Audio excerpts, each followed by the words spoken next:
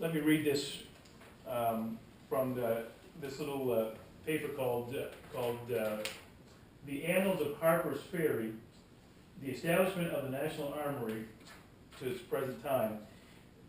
Obviously a Southerner, so I will do my best Southern accent to convey this to you.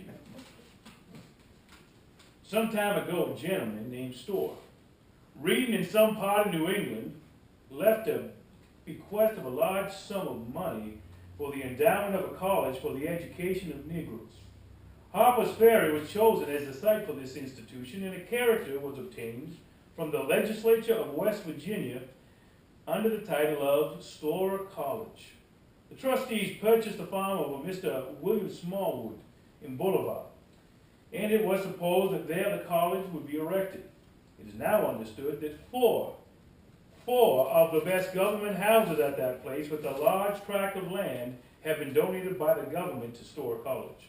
And the trustees alone know where the site of the college will be. The people have no objection to this institution itself, but for some reason great dissatisfaction is felt and expressed among the citizens in regard to the subject. The writer does not propose to give any opinion about this matter, and merely mentions it as a part of the history of the place. The people held a meeting some time ago and petitioned the state legislature to revoke the charter of the school. But the writer is not aware of any action being taken by that body on this subject.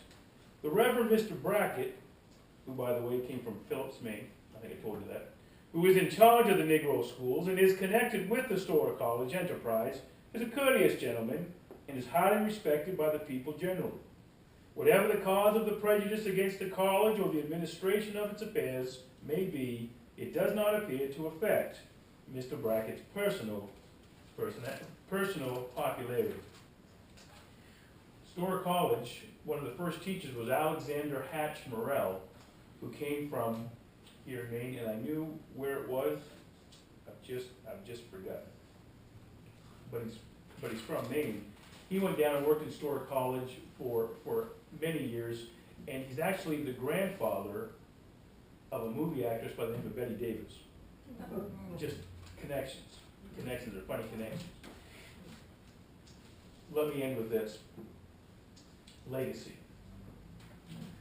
Oren Cheney, who steps alongside of Elijah, is in my studying out of his life.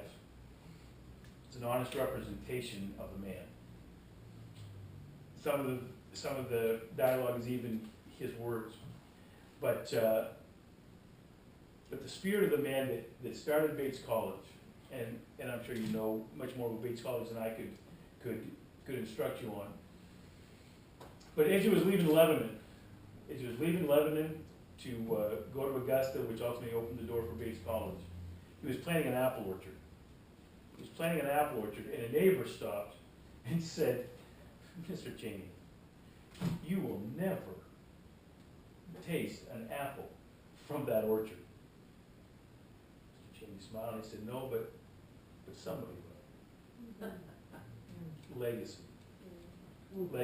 That one example just stood out to me so much. Cheney did what he did, not for himself, but for future generations. Interesting thing, he retires after 40 years.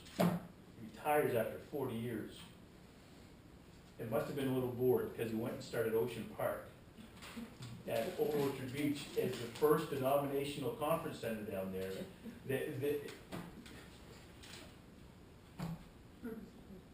He probably only enjoyed it for about 10 years, but generations after generations have enjoyed it. Thank you. It has been a pleasure to come and share Oren Cheney with you.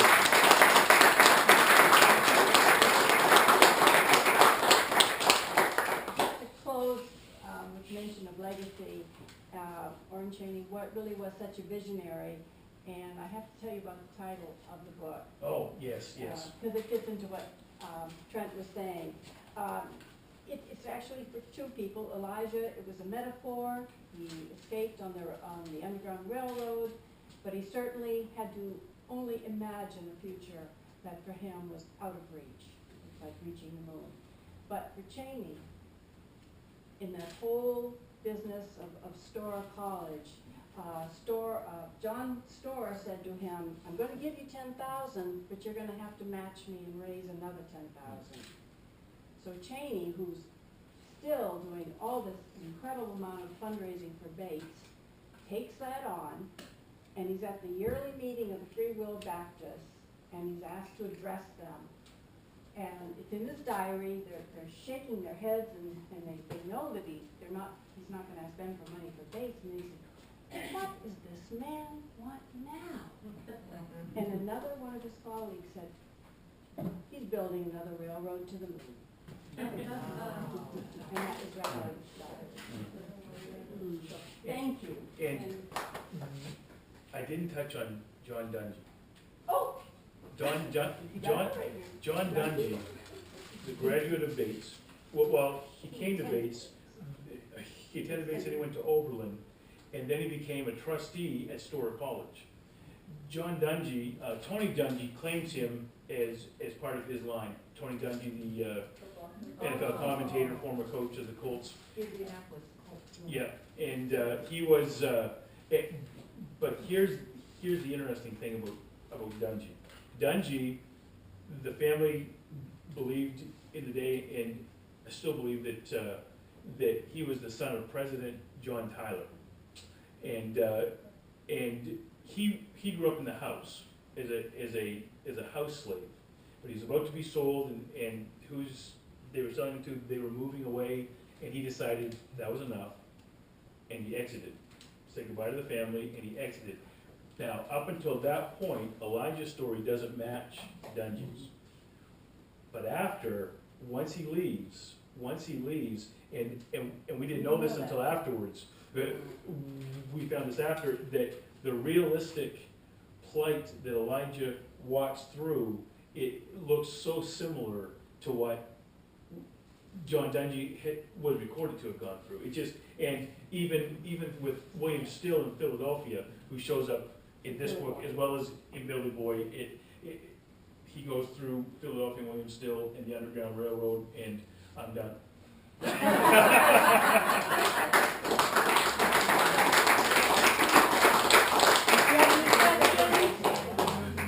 But thank you all, and it was really a delight to be here, and I hope you found that as well. And, we have Yeah, I'd love to make a comment. My name is Jerry Gosselin, and you made reference to Ocean Park. I happen to be the executive director of the Ocean Park Association. Oh! Very cool. So, you know, with some original memorabilia, including a copy of the original charter of the association that Oren Cheney was the first president of in 1881. What an amazing man. I mean, you're so correct that he was always doing something, not for himself, but for other people. So he along with a couple of other Freewill Baptist ministers, envisioned a summertime assembly program where people could come to experience education, cultural arts, recreation, and spiritual development. And it started 134 years ago, and it still goes on today. We have excellent. It's a very active program during the summertime, and it's all because of a guy like Oren Cheney. And there's still a Cheney cottage there. And there's Cheney Cottage. Oh, Wow. Too. Yeah. His original home that was expanded on. And, Wow. Thank you Wow. for doing that. Thank you. I had no idea this cottage was built there. That's very cool. yeah, and I think I have a picture of it here. And I see you didn't get lost, Ted. You made it. Did Cheney have 9 children? No, Cheney had, I believe, 3. 3? He had one son who didn't live very long and didn't have children, and then he had 2 daughters who did have children, and I believe that there are still, and Elaine would be the one to ask, he would know more than I would, but There's still relatives around. yes. Come to visit. Yeah. Horace Cheney was the first, he died fairly young, but he was the first librarian kind of at the college. Yeah, he was the son of the first wife. Right. Yeah. And then the two daughters came from the second wife, Right, who passed away, and then, right. yeah. Thank you. I have copies of books, if anyone Five is books. interested. But really, thank you again for coming out this evening.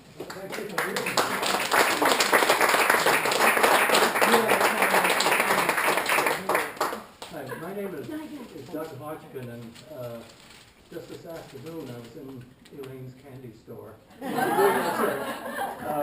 But I want to note that we do have brochures of the society that should show some of our future programs, and also it includes the membership form. But also on that table, we are de-accessioning those materials. So if there are any historical books or journals that you'd like to have, then you may purchase them. And there's a listing of them on the table. Some of them have, it's already been publicized in our newsletter, so that some of our members have reserved some of those materials. But look at them and